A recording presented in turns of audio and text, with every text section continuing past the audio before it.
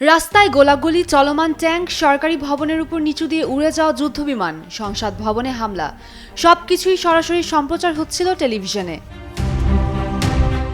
2016 সালের 15 জুলাই তুরস্কে সংঘটিত ব্যর্থ সামরিক অভ্যুত্থান চেষ্টা দেশটির আধুনিক ইতিহাসের অন্যতম গুরুত্বপূর্ণ মোড় বদল হিসেবে বিবেচিত হয়।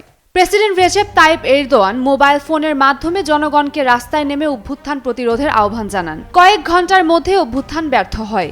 এতে 253 জন নিহত হন, যাদের অধিকাংশই বেসামরিক নাগরিক। সরকার এই ঘটনার জন্য যুক্তরাষ্ট্রভিত্তিক ধর্মীয় নেতা ফেতুল্লাহ গুলেনের নেটওয়ার্ককে দায়ী করে, যদিও গুলেন মৃত্যুর আগ পর্যন্ত অভিযোগ অস্বীকার করেন। ঘটনার পর জরুরি অবস্থা জারি করে সরকার ব্যাপক শুদ্ধি অভিযান চালায়। হাজার হাজার সেনা সদস্য, বিচারক, পুলিশ, শিক্ষক ও সরকারি কর্মকর্তাকে গ্রেপ্তার, বরখাস্ত বা সাময়িক বরখাস্ত করা হয়। গুলেনপন্থী অভিযোগে শত শত শিক্ষা প্রতিষ্ঠানও বন্ধ করে দেওয়া হয়।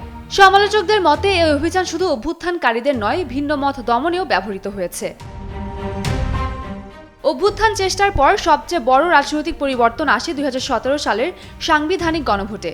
এর মাধ্যমে সংসদীয় ব্যবস্থা বিলুপ্ত করে শক্তিশালী নির্বাহী রাষ্ট্রপতি শাসিত ব্যবস্থা চালু করা হয় এবং প্রেসিডেন্টের ক্ষমতা উল্লেখযোগ্যভাবে বৃদ্ধি পায়। সরকার এটিকে রাজনৈতিক স্থিতিশীলতার জন্য প্রয়োজনীয় বলে দাবি করলেও সমালোচকদের মতে এতে ক্ষমতা অতিমাত্রায় এক ব্যক্তির হাতে কেন্দ্রীভূত হয়েছে। একই সময়ে বিচার বিভাগের স্বাধীনতা, মত প্রকাশের অধিকার এবং সংবাদ মাধ্যমের স্বাধীনতা নিয়ে উদ্বেগ বাড়ে।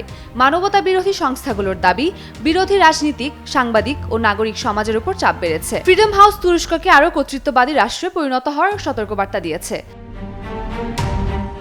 অন্যদিকে সামরিক বাহিনীর উপর বেসামরিক নিয়ন্ত্রণ জোরদার করা হয়।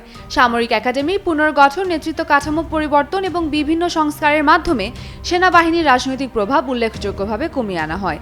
অনেক বিশ্লেষকের মতে এর ফলে তুরস্কের সামরিক অভ্যুত্থানের যুগ কার্যত শেষ হয়েছে। পররাষ্ট্র নীতিতেও পরিবর্তন আসে। তুরস্ক উত্তর সিরিয়ায় সামরিক অভিযান জোরদার করে এবং একই সঙ্গে রাশিয়ার সঙ্গে সম্পর্ক গভীর করে। S-400 ক্ষেপণাস্ত্র প্রতিরক্ষা ব্যবস্থা কেনাকে কেন্দ্র করে যুক্তরাষ্ট্রের সঙ্গে সম্পর্কে টানাপোড়েন সৃষ্টি হলেও সাম্প্রতিক সময়ে সম্পর্ক উন্নয়নের ইঙ্গিত মিলেছে। সব মিলিয়ে ব্যর্থ অভ্যুত্থান চেষ্টা তুরস্কের রাজনীতি, রাষ্ট্রীয় কাঠামো, নিরাপত্তা নীতি ও বৈদেশিক সম্পর্ককে স্থায়ীভাবে পুনর্গঠন করেছে। উমের রুম্মান ক্রান্তি, ডেইলি সান।